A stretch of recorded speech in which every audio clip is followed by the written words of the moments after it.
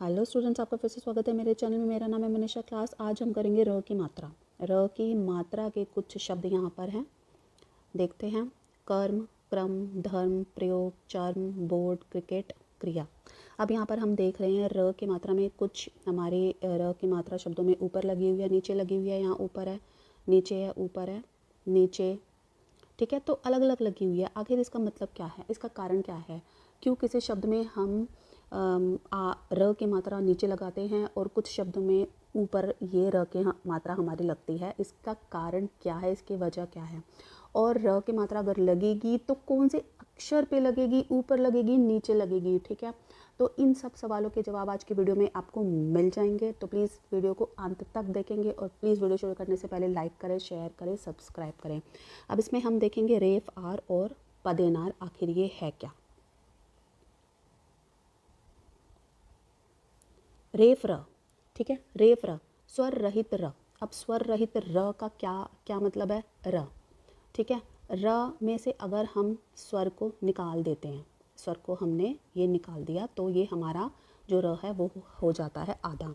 ये देखेंगे नीचे आपको ऐसे हलत का निशान, ऐसे तिरछी लाइन आपको दिख रही है। इसका मतलब है ये र आधा है, इसमें से स्वर को हमने निकाल दिया है, को रेफ कहते हैं, ठीक है। जब दो वर्णों के बीच में, दो वर्णों के बीच में आता है, जब यही हमारा स्वर रहित र दो वर्णों के बीच में आता है और यह अपने आगे वाले वर्ण के ऊपर लगता है, अभी हम अच्छे से समझेंगे, या चला जाता है, ठीक है, ऊपर लग जाता है या फिर चला जाता है। इसमें हम यहाँ पे देखते हैं। अब इसका मतलब क्या है, आसान भाषा में हम समझते हैं। यहाँ पे धर्म हमने देखा है, धर्म हमने यहाँ पर देखा, ये जो दो हमारे वर्ण हैं ध और म, ठीक है, ध और म हमारे वर्ण है, इन दोनों के बीच में इसका उच्चारण हमें सुनने को मिल रहा है धर्म, धर्म। पहले हमने ध का उच्चारण किया, फिर र का, फिर म का, ठीक है।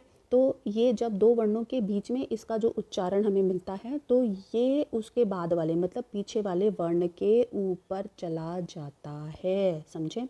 अब कुछ विद्यार्थी इसमें इसमें करते क्या है, ऐसे, ये क्या है, ध और भाई र का उच्चारण हमें बीच में मिल रहा है तो र और ध और म के बीच में नहीं आएगा।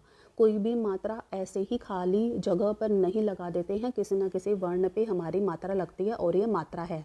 बस यही हमें जानना है कि सही हमारा वर्ण कौन सा है, ठीक है। अब जो भी मात्रा हमारी रेफ आर, रेफ से हम ये देखेंगे, रेफ र सॉरी, रेफ से हमें देखेंगे कैसे हम याद करेंगे। रेफ से, रेफ हमारा क्या होता है, रूफ, रूफ सबको पता है, रूफ क्या होती है, ऊपर होती है, ठीक है।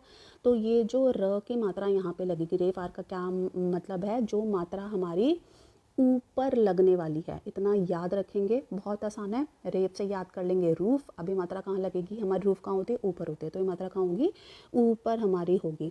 लेकिन ये किसी न किसी वर्ण पर लगेगी, तो अब वो वर्ण हम यहाँ पे पढ़ रहे हैं। धर्म, धर्म के क्या है, र हमारा बीच में आ रहा है, ऐसे हम लिखेंगे, ध हमारा बीच में आ रहा है, तो ये जो हमारा है ये हमारा क्या हो जाएगा, रेफ र हो जाएगा, और हमारा क्या हो जाएगा, धर्म, म के ऊपर आएगा। जिस वर्ण के ऊपर रेफ र की मात्रा लगती है वो र का उच्चारण उस वर्ण से पहले बोला जाता है, ठीक है। अब यहाँ पे हम देख रहे हैं कर्म, कर्म में क्या है, कर्म, कर्म, क र म।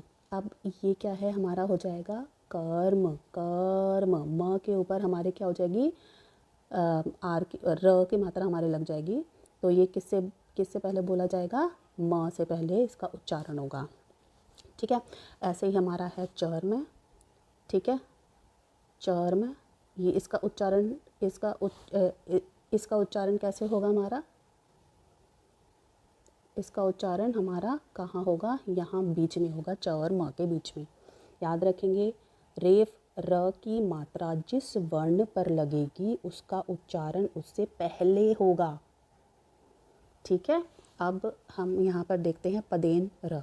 अभी हमारा पदेन र क्या है, पदेन र, इसमें र तिरछा होकर लगता है, ठीक है। और पद से हम यहाँ पे देख सकते हैं, पद क्या होते हैं हमारे, पद कहाँ होते हैं, नीचे होते हैं, ठीक है, पद नीचे, ठीक है। तो ये मात्रा कहाँ लगेगी, र की मात्रा ये लगेगी नीचे लगेगी, कहाँ लगेगी, नीचे लगेगी। अब ये यहाँ पर देखते हैं तिरछा होकर लग जाता है, ये देखेंगे, ये जो हमारी लगी हुई है ये है हमारी र की मात्रा, ठीक है। ये क्या है, हमारी र की मात्रा, ये देखेंगे र की मात्रा, ठीक है। ग पर जैसे है यहाँ पर, ये हमारी र की मात्रा, ठीक है। अब इसमें क्या है हमारा, ये है हमारा क्र, क्र, क्र। तो सबसे पहले हमने क्या बोला, क, उसके बाद हमने क्या बोला, र, ठीक है, क्र।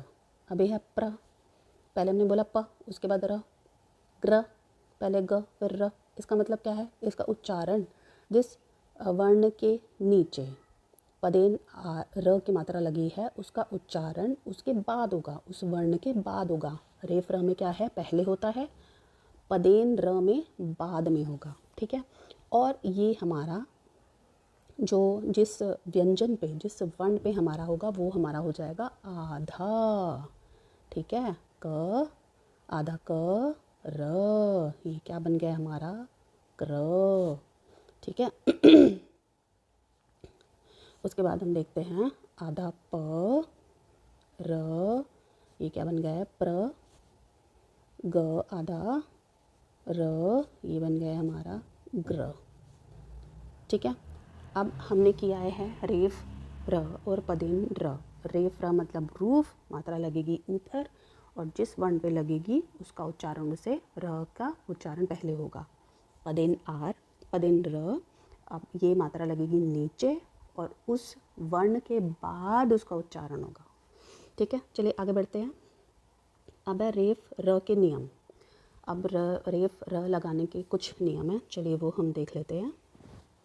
रेफ का प्रयोग स्वर रहित र वाले शब्दों में दो वर्णों के बीच में, अभी हमने सीखा है वही होता है, ठीक है। स्थिति में होता है, जैसे धर्म, कर्म, चर्म, ठीक है। अब दूसरा हम यहाँ पे देखते हैं, रेफ कभी भी किसी भी शब्द के पहले अक्षर पर नहीं लगता, किसी भी, ये हमारा जो नियम है, ये दूसरा नियम है। ये जो रेफ र, रेफ र मतलब क्या होता है हमारा, जो हम र की मात्रा ऊपर लगाते हैं, ये किसी भी शब्द में, किसी भी शब्द में सबसे पहले, मतलब ये है कि हम यहाँ पे मान लो कि धर्म हम शब्द ले लेते हैं, तो कोई भी ऐसा हमारा शब्द नहीं होगा जिसमें पहले वाले शब्द में, पहले वाले वर्ण में आपको रेफ की मात्रा दिखाई देगी, तो वो हमारा हो जाएगा अशुद्ध, ठीक है।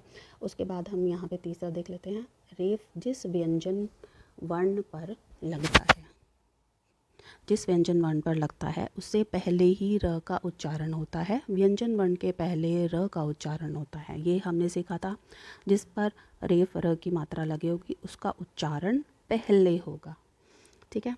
आगे बढ़ते हैं। आगे है हमारा चौथा नियम, अगर स्वर रहित र के बाद वाले व्यंजन में कोई मात्रा लगी हो, ठीक है, बाद में अगर कोई मात्रा लगी हो तो रेफ उस मात्रा के पीछे लगती है, ठीक है। अब यहाँ पे देखते हैं आशीर्वाद, आशीर्वाद, आशीर र का हम देख रहे हैं, वाद के हमारा रेफ र की मात्रा लगी है, इसका जो उच्चारण होगा वो वहाँ से पहले हुआ है, आशीर्वाद। अब दूसरा है, हमने यहाँ पर देखा था, हमने यहाँ पर पढ़ा था कि अगर कोई मात्रा लगी है, ये देखो श पर मात्रा लगी है, तो श के बाद हमने यहाँ पर क्या लगाया है, र की मात्रा लगाई है।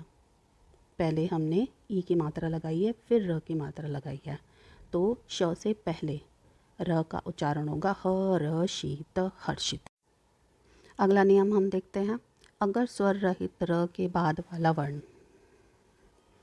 अगर स्वर रहित र के बाद वाला वर्ण भी स्वर रहित हो, मतलब आधा हो, तो रेफ उसके बाद वाले वर्ण में लग जाता है, ठीक है। अब यहाँ पर देखेंगे ये हमारा ये क्या है, अर्घ्य, तो मतलब क्या है, य से पहले हमारा क्या है, अ के बाद हमारा र का उच्चारण है, य से पहले हमारा उच्चारण है, लेकिन य से पहले हमारा है क आधा लगा हुआ है, ठीक है।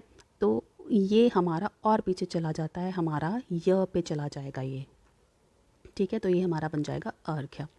अब है उसके बाद कभी कभी दो रेफ का भी प्रयोग हो सकता है, दो रेफ र का भी प्रयोग हो सकता है, जैसे यहाँ पे हम देखते हैं धर्मार्थ, पूर्वार्थ आदि। कुछ शब्दों में, अगला देखते हैं, कुछ शब्दों में र के ऊपर रेफ का प्रयोग होता है, जैसे र के भी ऊपर र की मात्रा लगी है, जैसे यहाँ पे बर, टर आदि। ठीक है, तो ये हमने क्या सीखा है, हमने सीखा है रेफ र की मात्रा के नियम।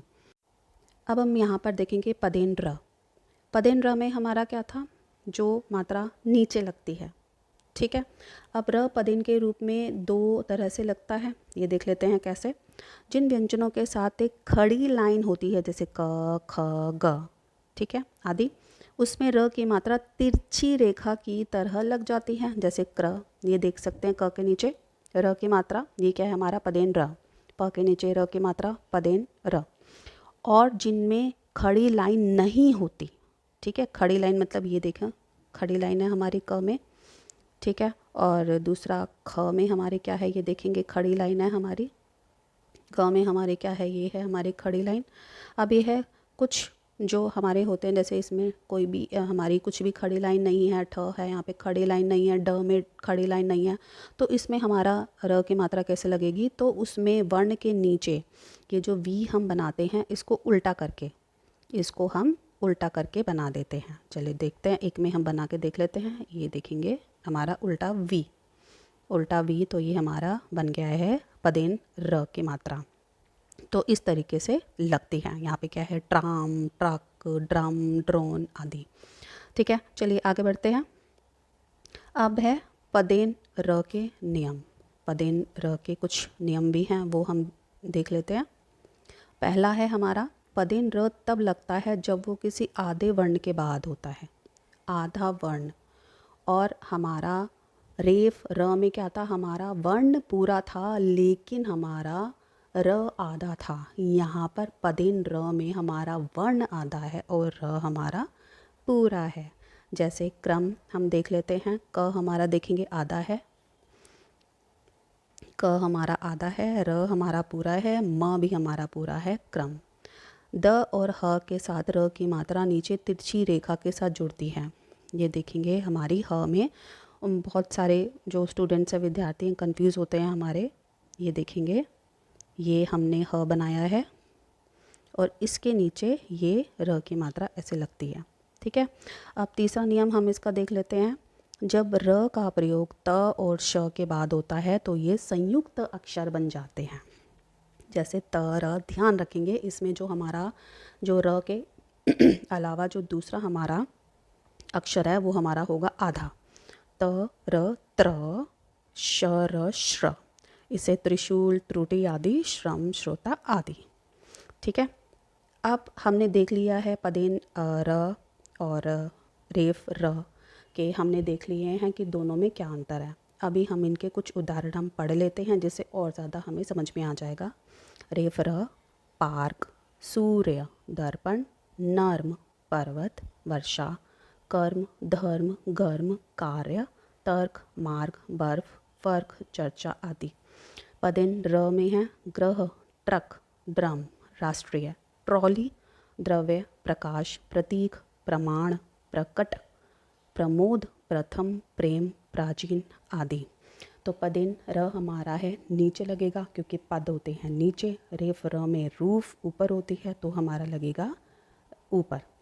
जो ऊपर हमारा र की मात्रा लगेगी वो हमारा र मतलब वो आधा र है और उस वर्ण से हमारा पहले आएगा। पदेन र में र की मात्रा नीचे लगेगी, लेकिन जो वो आर की मात्रा लगेगी वो हमारा होगा आधा, सॉरी वो हमारा होगा पूरा र, और व्यंजन वो वर्ण हमारा होगा आधा। ठीक है, और उस व्यंजन के बाद हमारा र आएगा। ठीक है, तो ये हमने सीखा है र, पदेन र, रेफ र की मात्रा किस तरीके से लगती है, कौन से वर्ण पर लगेगी, क्यों लगेगी, कैसे लगेगी, कहाँ लगेगी, ये सभी हमने सीख लिए हैं। तो आज की वीडियो हमारी यहीं तक थी। तो प्लीज़ वीडियो को लाइक करें, शेयर करें, सब्सक्राइब करें। आपका दिन शुभ रहे। धन्यवाद।